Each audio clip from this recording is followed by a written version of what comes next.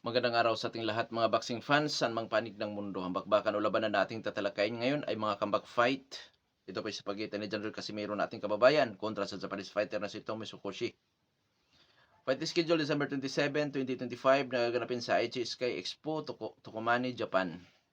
Sa labanan na ito tayo pa ay maghahayag ng sarili ating fight prediction, comparison at analysis na kung saan doon pa po lamang sa ating gagawing comparison. Detalyado na yung malalaman kung saan niya ba naging yamado sa naging dihado itong mga maglalaban. Inanyahan ko rin po kayo na panoorin ang buong video bilang karagdagang kaalaman para sa atin ng mga boxing fans.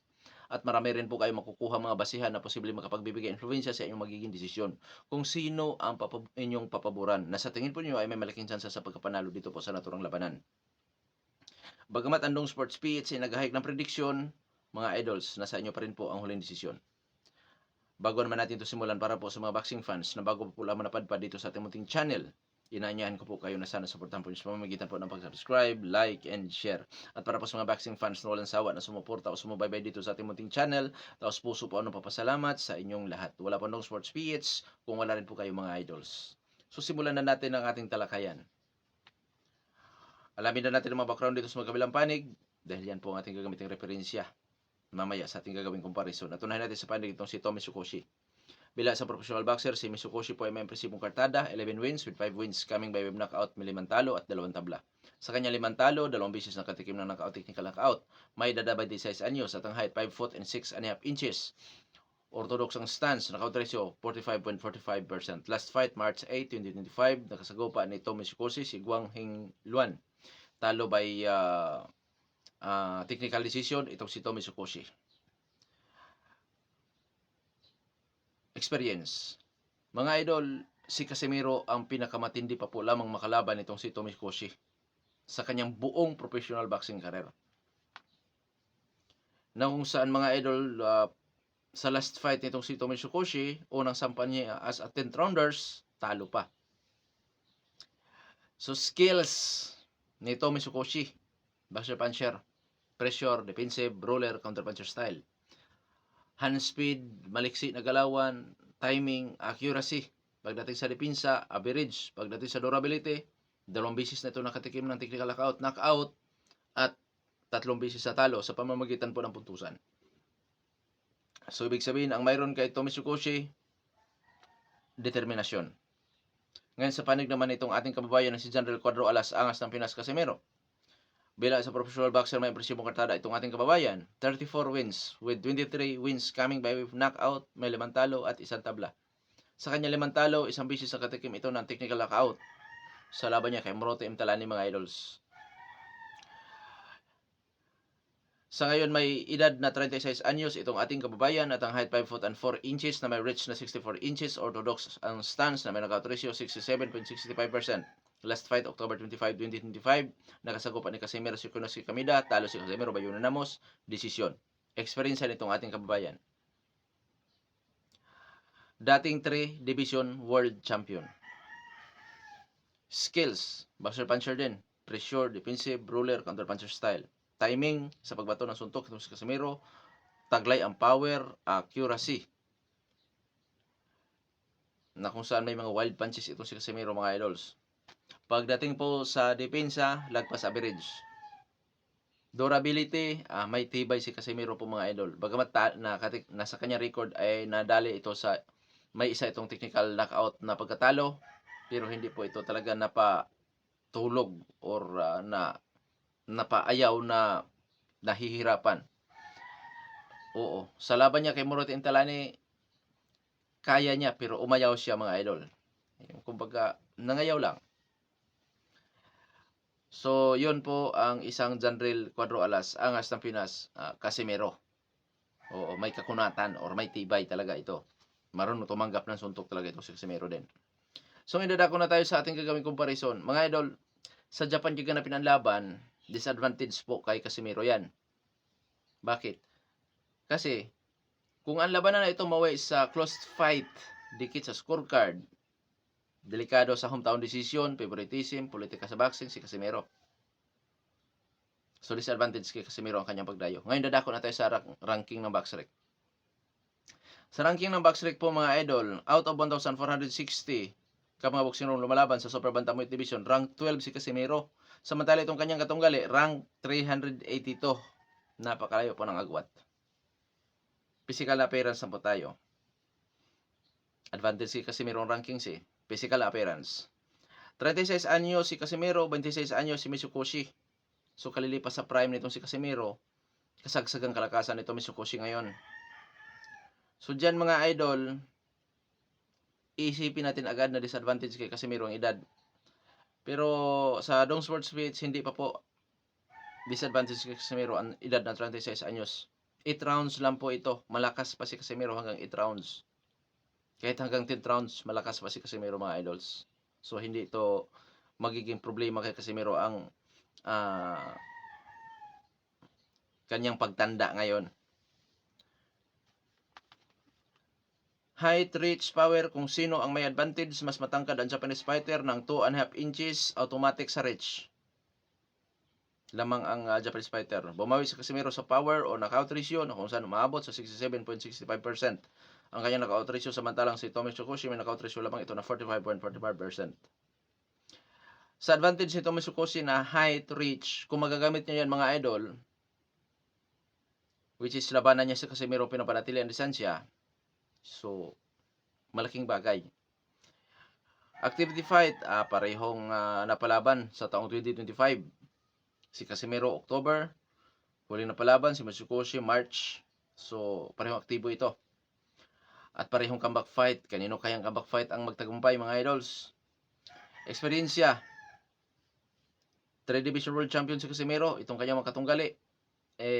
Walang nakalaban ito na matitindi talaga na masasabi nating hindi ko nga napangalanan mga idol kung sino-sinong tumalo dito mga idol kasi hindi rin kagandahan ng record nitong ang mga nakalaban nito Mitsukoshi. So si Casimiro pa nga lang ang pinakamatinding makakalaban niya.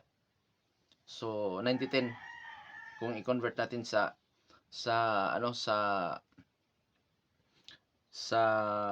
percent pagdating sa experience, ganun kalamang si Casimiro. Skills 50-50.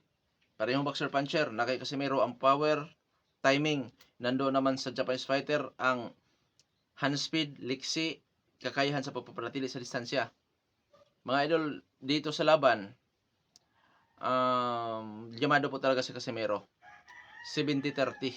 Kahit nga 80-20, pwede pa. Ganon kalayo ang agwat dito sa dalawang maglalaban. Ang iba baka sabihin 90-10. Oo, pwede pa. Ganon kalayo po talaga ito. Para lamang ang laban na ito mga idol, parang si Joshua at saka si Paul. Oo, ganun lang. Parang ganun ang agwat.